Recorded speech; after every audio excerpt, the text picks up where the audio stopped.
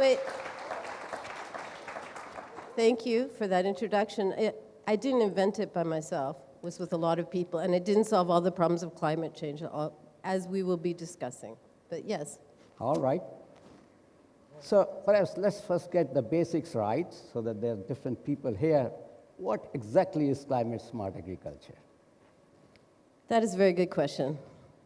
I bet if you asked a lot of people here, you might get different answers.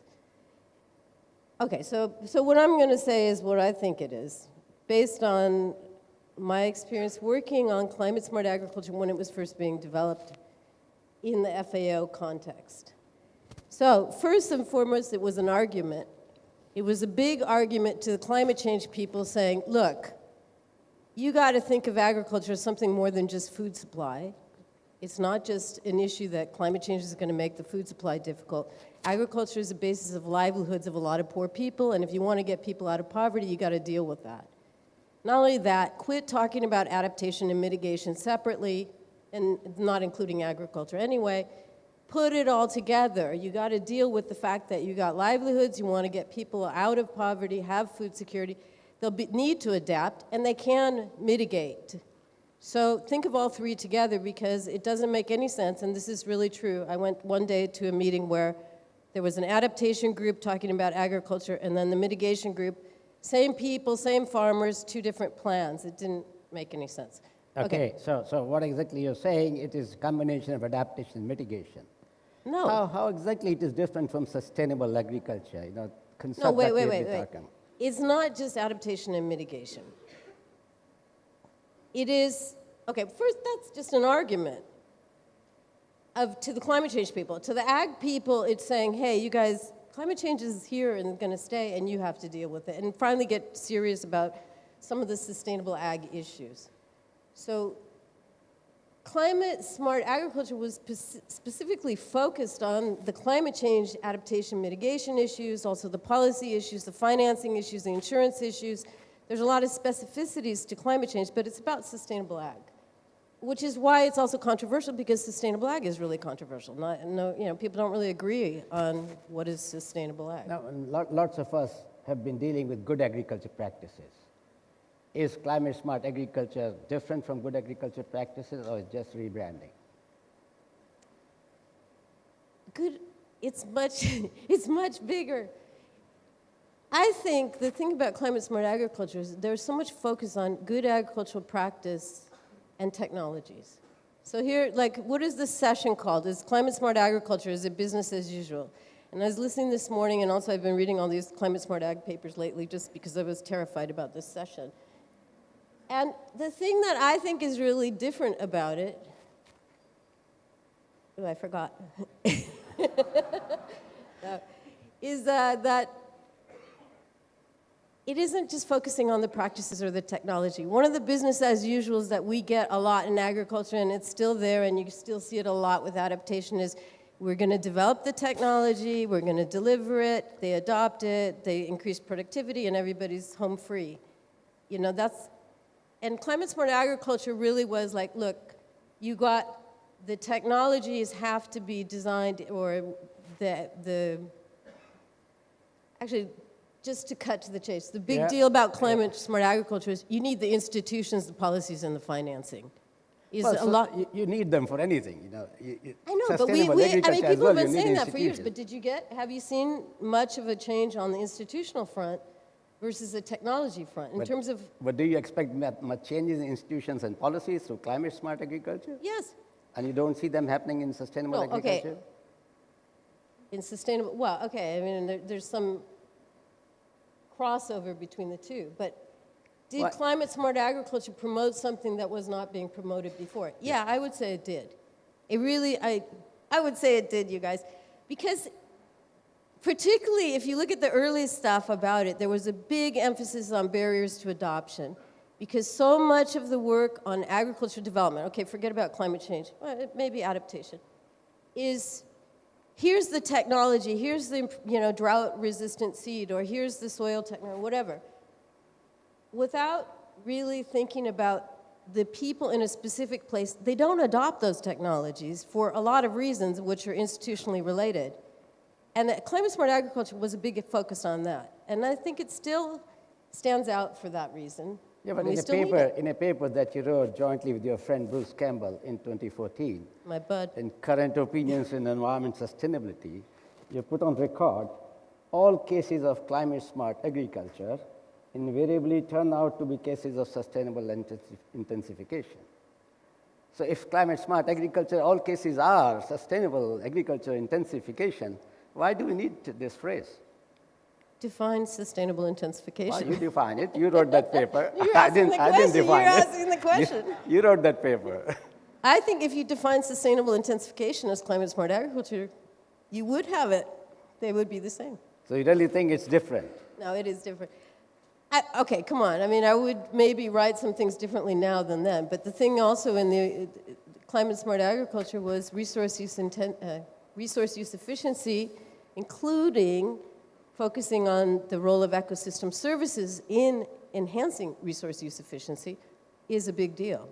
So that's certainly a big part of sustainable intensification as well. This makes life quite complicated for ordinary person like me, okay? Are you? Yeah, international community always keeps coming up with new phrases, new cliches. You know, you started with sustainable agriculture, sustainable intensification, precision agriculture, agroecology. Now you talk about climate resilient agriculture, climate smart agriculture. Now we are talking about nature-based solutions. When are we ever going to stop creating these new phrases? Yeah, you know, I actually agree. I do agree, but I would like to say a couple things along that line. First, when the climate-smart agriculture work was starting at FAO, it wasn't like being launched as a new phrase in a new transformative agenda. I mean, it kind of developed like that. It hit the mark for something people were concerned about.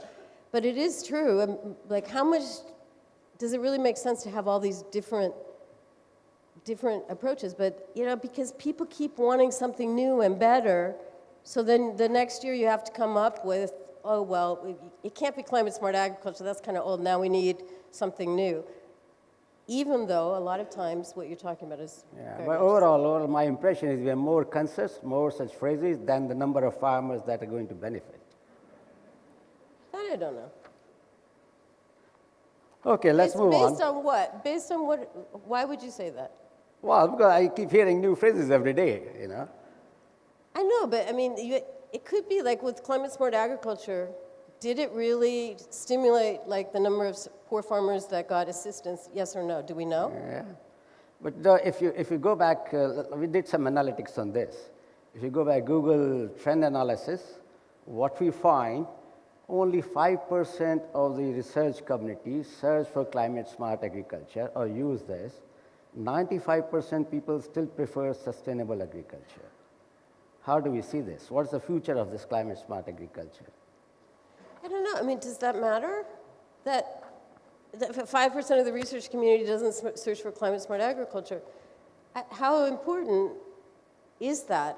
If the research community is using principles that were developed in climate-smart, that they don't use that word, I don't think is that important. And you say, well, that they are using sustainable agriculture. Yeah, fine. But, I mean, are they also thinking about, within sustainable agriculture now, I mean, it's pretty much adaptation and mitigation would be included. It wasn't necessarily the case, even as, you know, not that long ago. So Let's try to keep life simple for everybody. But let's move on. You know, in terms of measuring climate-smart agriculture, how do we really measure it? You know, there's so many indicators that we talk about. Let's take the case of zero tillage. And it's so context-specific, your climate-smart agriculture. Let's take the case of zero tillage. And you wrote in one of your papers that it doesn't seem to be working very well in Zimbabwe or Malawi, somewhere. That's what you wrote. It's location-specific. 1 year it is climate smart, next it is not climate smart. No. One location it is climate smart, other location it is not. No. How do you? No, but the case of conservation agriculture is important because it is, in fact, for a long time it was this confusion that climate-smart agriculture is conservation agriculture. No. It's just an example. No, but conservation agriculture is an example of what I was talking about before as well. It's a really great technique. It was developed and then pushed out or, you know, promoted as a solution that fit everywhere. And then in the work we were doing at the household, looking at like, well, who was adopting, who didn't adopt, what benefit did they get? Depending on the circumstances, it wasn't a good fit. It wasn't climate smart in that context. So therefore, you cannot just say conservation agriculture is climate smart agriculture, which is always like there's been this huge pressure of like, well, what is it? What is it? Why can't you guys define it? It's like because it actually matters where you are and what the situation is, and you guys should actually pay attention to that, and you will get much better solutions. Look at number of ways people are defining. You said initially everybody defines it differently. I looked at literature. People define it as more productive, more resilient, mitigating greenhouse gases, resource use efficient, participatory, context-specific, community-based, sustainable, climate finance, institutions, policies. You really need to be a superhuman to be able to comprehend all of this in one particular instance. Are you a superhuman? But come on, if you want transformation, you do need to deal with all that. So are you a superhuman? No, but I'm not. We're talking about the CSA movement. I think the thing about CSA, that's not the definition that you were talking about, right? The definition these is are like different 2 lines. definitions floating around of CSA. No, those are various aspects that you have to consider in CSA. That's not, CSA is like an approach aimed at 3 objectives: adaptation, mitigation, and food security through agriculture. It's very much agriculture focused. It's only one part of the food system, and it has more than one way of But being. I still believe you have to be superhuman to understand climate smart agriculture. Are you one or not? No. Were No. you ever connected with the agency dealing with superhumans? No, I don't think. You sure? I don't think you really need to be superhuman. If you want to have a transformation in the agricultural sector, then you better be thinking a lot beyond just this is a good agricultural practice. You better be thinking about, is this a decent institution? Are the women going to be involved with it? Are you going to have the financing for it? Can we have the PowerPoint on, please? What? We have done some intelligence. We hired James Bond to do some intelligence on what exactly it is. So see, I thought that's where you were earlier, Commission on Superhuman Activities, which is CSA. It actually exists. It has a headquarters in Washington, D.C. It deals only with superhumans. I am told that you were working for this before you came to FAO. Okay, I've been found out. You don't agree? It's not Okay, let's see the next slide. Don't you recognize yourself in this? I think a lot of people would recognize me These there. were all your colleagues 15 years ago. I want to know who's the guy in the sunglasses. Well, even if you don't recognize them yet, let's see, there's another clue. Can we go on? Do you have a tattoo, CSA tattoo? You say, because see, it's as complex as one can think of it. The tattoo says, only God can judge us. It's just like CSA, CSA that you're talking about, the inspiration that you got from this commission, and you named this also CSA. I can't reveal that information. I'm sorry. Okay. If it is on your forearm, perhaps you can show it to the... No, it's not. It's not, okay. So you have different tattoo at different place, that's all that has happened. I can't reveal that information. Okay. All right, let's move on. Most of our colleagues who believe in CSA, and several of your former colleagues and those who have written papers with you, like Bruce Campbell, Phil Thornton, who are on this paper, they all have CSA tattoo. Yeah, and very similar to what I showed you here. Yeah? Yeah. I suppose all those, is that a question? I'm told it's a prerequisite. In order to be a CSA practitioner, you have to have that tattoo. It's actually the secret handshake that really means that you're in. Well, yes, that's what I'm told. If you have to practice CSA, you have to have the tattoo. No? All right. Okay, let's move on. In one of your papers, you mentioned, let's talk about global scenario. NDCs, 30 countries mention CSA. I'm not too sure if they mention CSA as such, but they mention about mitigation in agriculture, adaptation separately. No, this is CSA. Okay. But you forget to mention that more than 150 countries don't mention that. No, I didn't forget it. But you highlighted 30 countries. You didn't highlight 150 countries didn't subscribe to that. I know, and? Yeah, so why are you talking so much about CSA? Because it seems it's a business as If you have 30 usual. countries that say they're talking about a CSA approach, that's already quite a lot out of 150. Yeah, well, 30 is a smaller number than 150, I suppose. I think we can agree on that. Yeah, okay. Yeah, all right. Well, let's move on to this conference agenda. This is saying transforming food systems under climate change, and there were 6 key elements that were discussed. Yeah. How do you see role of CSA in any of these elements? Well, I mean, I think actually Bruce and Sonia both laid out different aspects of how the CSA concept has really evolved a lot. And, you know, that, Bruce, I thought that intro, the 6 areas, you can see how much that the original concept has both remained the same, very strong emphasis still on the institutions, the policy, the financing, but also now there's, you know, since the CSA stuff started, the food systems concept has come in quite big and has, I think, changed the thinking a lot. And so you can sort of see this merging of the food systems with the CSA, which I think is a really positive thing. And I would say also a very positive thing about CSA, that it is a concept that can evolve and is evolving. Continuously evolving, and that's With why the it becomes superhumans, so yes. difficult for any farmer or policymaker or even researchers to really understand. You know, if you talk to students, they're always struggling, how do we define CSA? Because you define it differently, the other Come person on, defines it I don't really think it's differently. that hard to understand. What people don't like is to have to deal with multiple objectives. Like, we actually do want to increase productivity, we want to reduce poverty, we want to eradicate poverty, we want to eradicate food security. You need to do adaptation to do that, and you want also mitigation. Sorry, it is a bit of a complex world. You have to deal with more than one objective. How do you do that? Well, it really depends on where you are. Sorry, that also is complicated, but yes, that is the case. Here's some key things that we know really will work, because if you increase the efficiency of the resources that you use, which also is kind of specific to your situation, you will probably end up with a ClimateSmart Agriculture together with resilience. So there are 2 things. Yeah, but if It's you not think that hard. if you think differently, Yeah. is CSA the key goal in terms of achieving transformation? What I understand from several recent analysis, governance is the major challenge.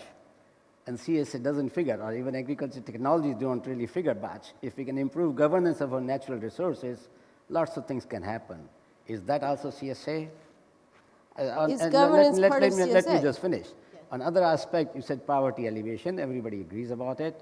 But we are not only talking about poverty alleviation through more food production or sustainable production. You're also talking about food access, food nutrition. How is CSA going to help in all this? But, come on, Pramod, that is exactly the point I made at the beginning. And it still drives me crazy. Okay, it's gotten a lot better, but a lot of the environmental, in general, okay, this is pushing it, but a lot of the environmental discussion and climate change discussion around agriculture is focused on food supply. We're worried about the food supply. It's changed, it's gotten better, but people that are working in agriculture know that, look, there's a lot more to agriculture and the changes you want to see from it besides just maintaining a food supply. And especially now, the food supply, it depends a lot on what kind of food supply, just as Sonia's talk was about. Okay, so I lost my thread. Okay, now never mind. Let's move on. I think one more final point. Yeah, this transformation is talking about innovative finance. Yeah. And I read in your paper, Nature, Climate Change, you are also talking about finance. You raised expectations of lots of practitioners that GCF is there, adaptation funds is there, Jeff is there, but that is not really helping. There are hardly many significant projects on CSA which have been funded by these funds. So most of these no, practitioners... you're going to have to qualify that statement. Like, what do you mean it's not helping? There's been a lot of climate finance coming into This is very little compared to what is needed. How much? Well, I suppose few billion only. What we need is 100 billion or more. Yeah, but how much over time? How much has it been increasing? Well, it's how much already was quite it some more time. than you didn't have before? You wrote this in That- 2014. It's already 5 years. I know, but I mean, we are in like the international policy So we have to world. keep That's waiting. actually rapid. I think, one of the things I've been doing lately is working with IFAD on their ASAP project. You could see there was a lot of potential for bringing new forms of finance into ag development, and it's growing. But I think there's still a lot to do, yeah, no question about it. But is there nothing? No. Leslie, with all these concerns, suppose you go 10 years back, would you like to redefine CSA? No. I don't think so. I That's- think for the time, actually, but, for CSA, when I was working at FAO, we wrote many, many reports. ClimateSmart Agriculture was started out as a report, and it was with a team of people that had worked a lot on sustainable ag and also in the climate change negotiation. And so it was something that, the fact that it got picked up and people were really paying attention to it, and even what you say now out there was kind of like, yeah, actually you do really need to think about how to bring together adaptation, mitigation, and the larger role of agriculture and food security. There's no question that was useful at that time. I think it's been great to see how much of it has gone forward and improved. It wasn't a methodology when it was first launched, it was an idea. So would I rewrite it? No. But if I wrote it now, I would change it, definitely. That's all the time we have, Leslie. Thank you very much.